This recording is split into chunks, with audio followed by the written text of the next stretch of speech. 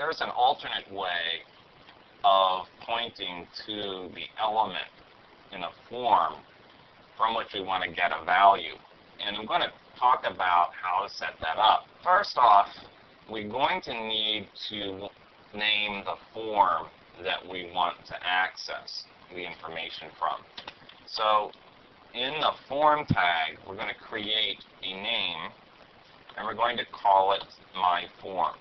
And I'm going to use a lowercase m and a capital F. It's very important to maintain the proper case structure throughout the JavaScript that we're going to be using.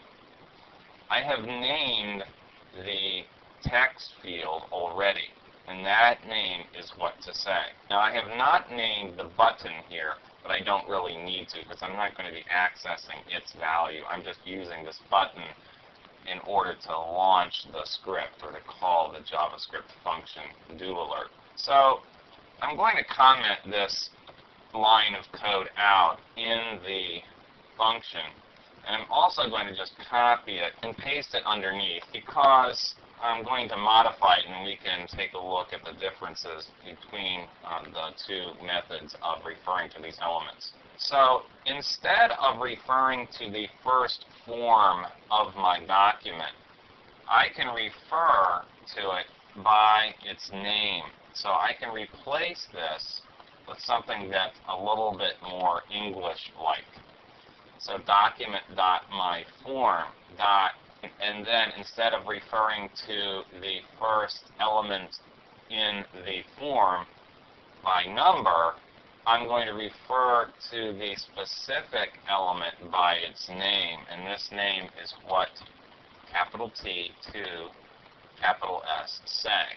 So the value of what to say, that field, of the form myForm inside the document now is what it is that I want to return as the value in my alert.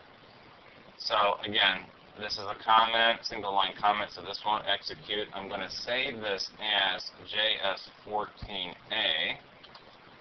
Click on the Save button. I'm going to move that out of the way, drag this back in, and I will type in some text here, and sure enough, Jumping Jiminy, it works.